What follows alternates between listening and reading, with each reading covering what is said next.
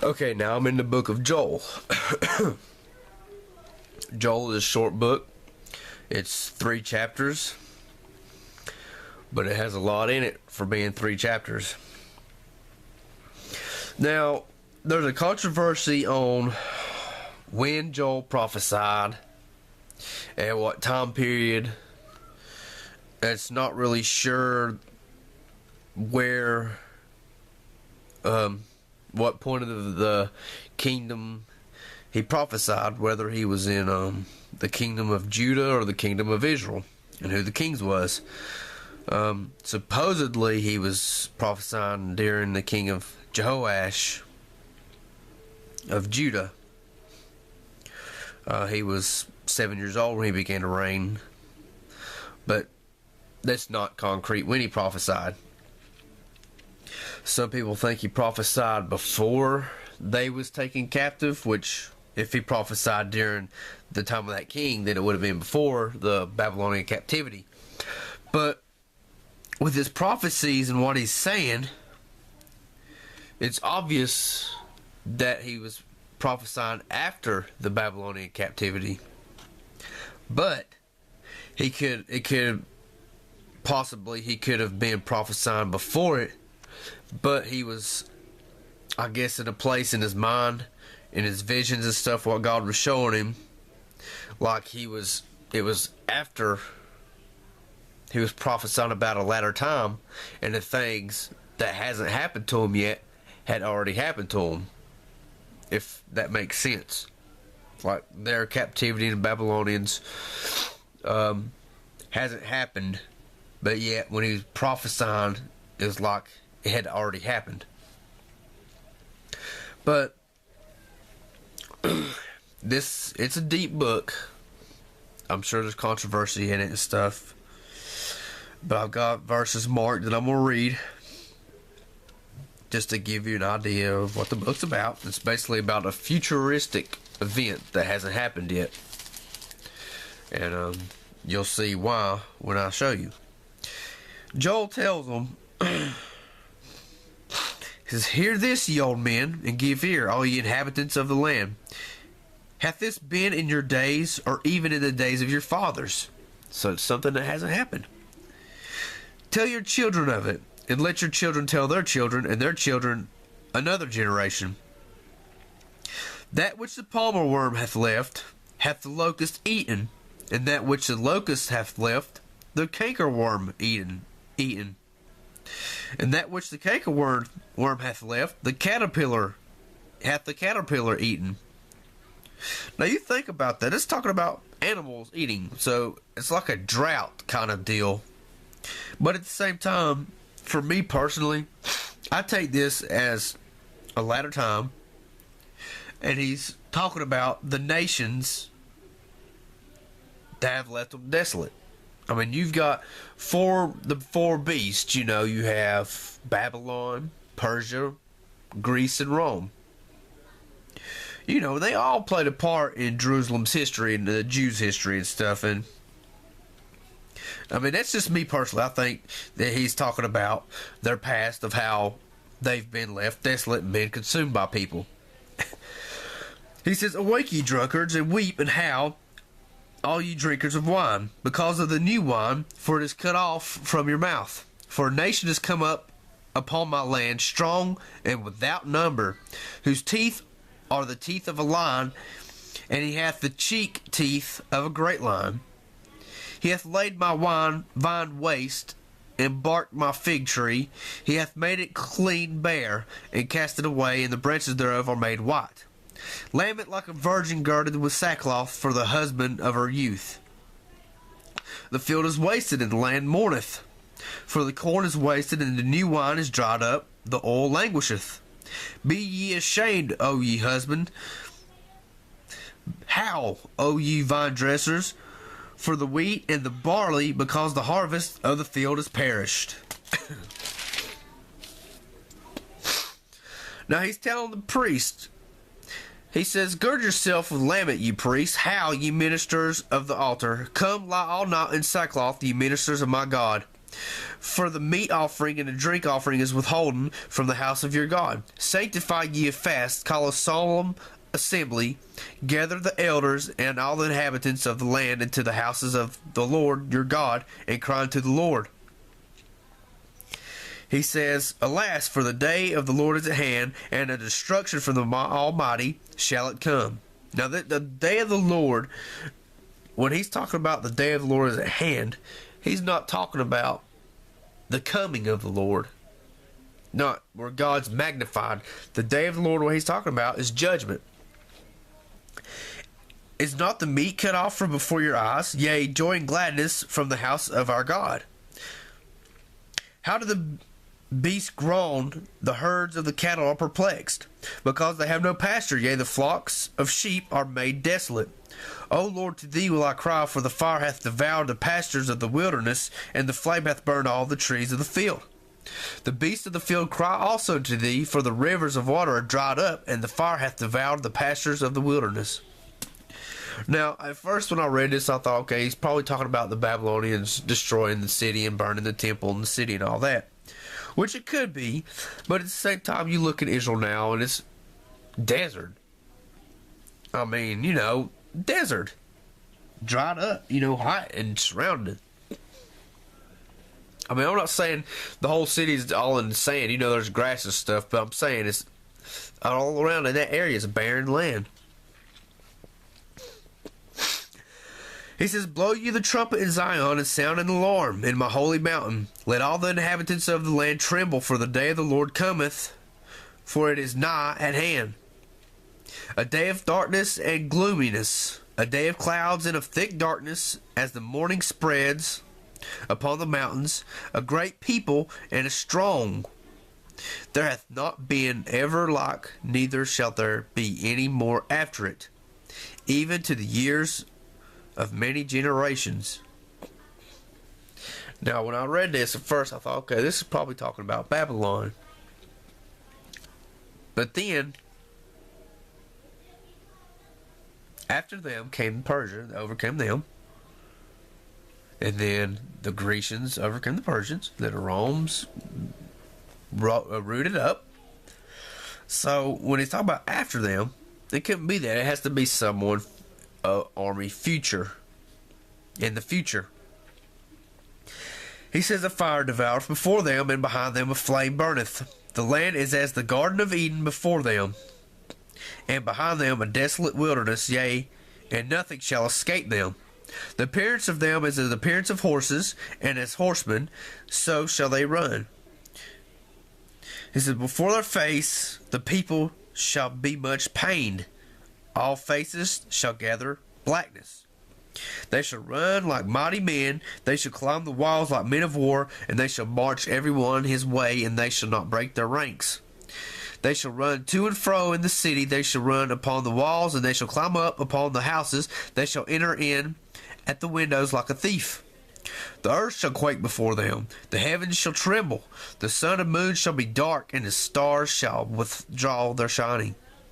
And the Lord shall utter his voice before his army, for his camp is very great, for he is strong that executeth his word. For the day of the Lord is great and very terrible, and who can abide it? See, this is obviously a futuristic battle that hasn't happened yet, because the Lord's gathering his army. Therefore also now, saith the Lord, turn ye even to me with all your heart, and with fasting, and with weeping, and with mourning.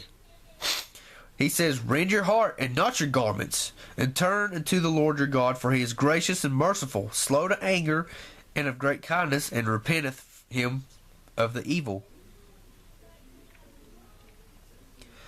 He says, Let the priests that minister of the Lord, the ministers of the Lord, weep between the porch and the altar. And let them say, Spare thy people, O Lord, and give not thine heritage to reproach, that the heathen should rule over them. Wherefore should they say among the people, Where is their God? Then will the Lord be jealous for his land, and pity his people, Yea, the Lord will answer and say unto his people, Behold, I will send you corn and wine and oil, and ye shall be satisfied therewith, and I will no more make you a reproach among the heathen, but I will remove far off from you the northern army, and will drive him into a land barren and desolate, with his face toward the east sea, and his hinder parts toward the utmost sea.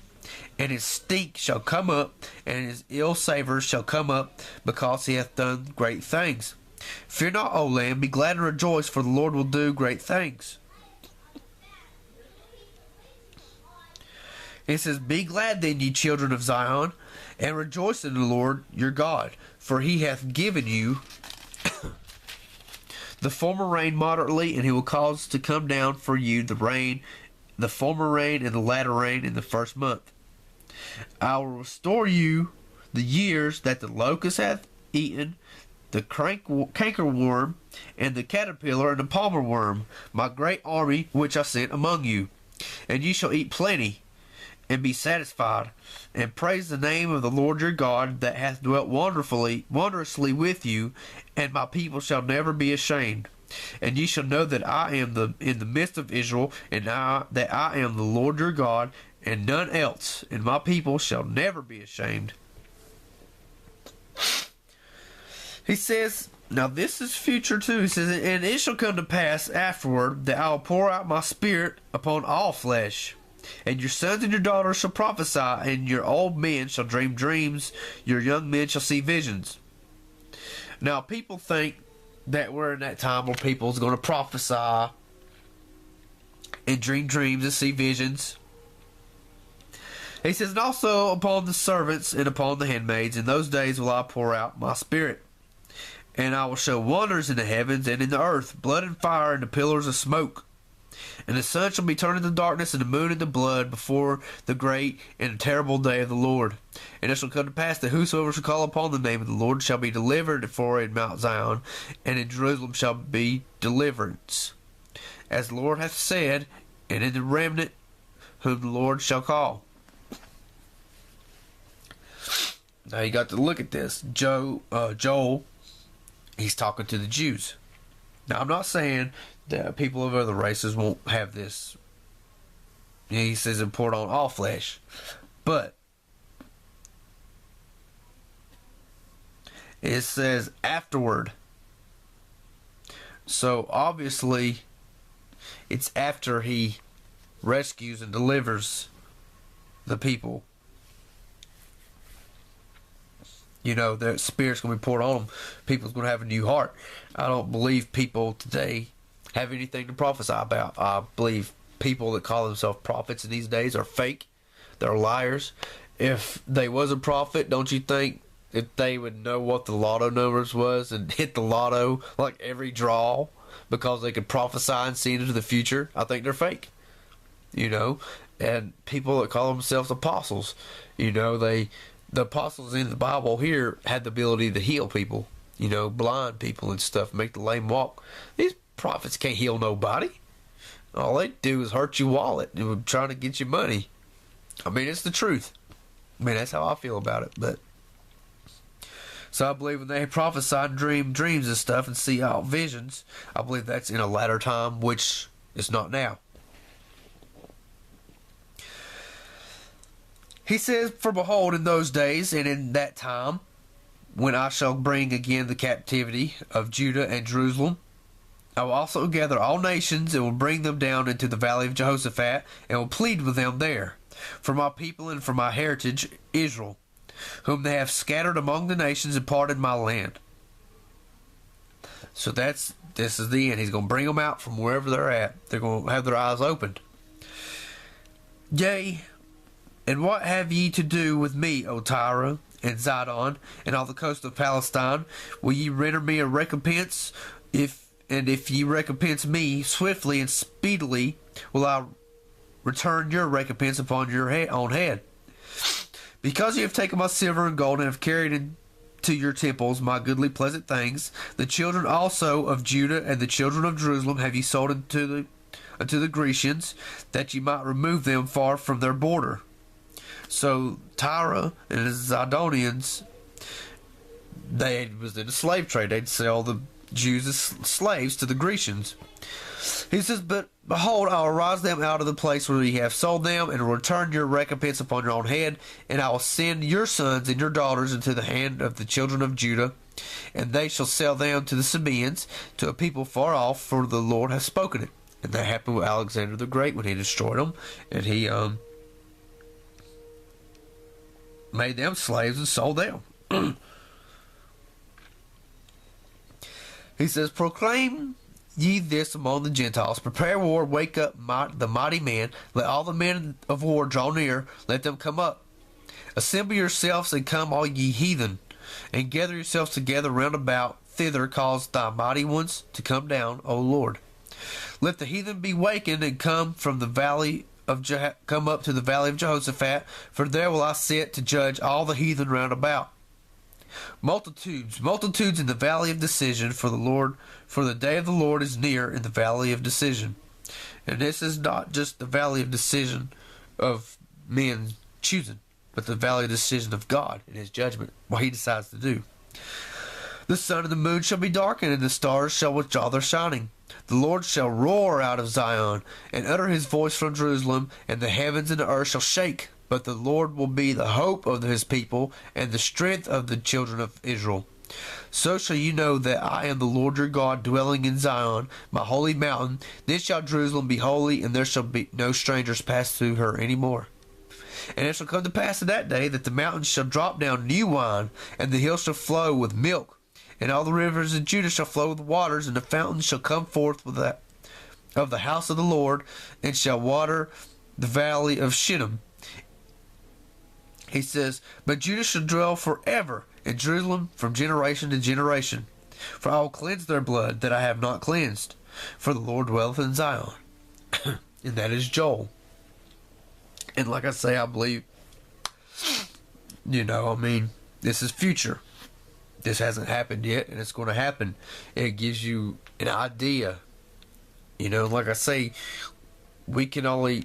God gives us a little here and a little there. If he poured everything on us all once, man, we'd go crazy and wouldn't be able to stand it. He gives us what we can bear and take, and seeing this, it shows that there's going to be some kind of army coming up against Jerusalem. It shows it. People think, you could think it's spiritual, or physical or whatever, or symbolic. Demons and stuff like that. But the point is, something is going to go against Jerusalem in the future. And, he's going to bring them back to their land. Because it's a nation.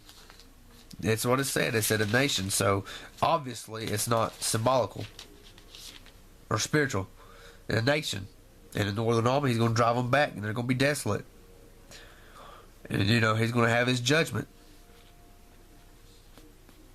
And it says, too, that the nation now, they're going to be pained. They're going to overcome them. And it also says about that army. Let me read this about the army again.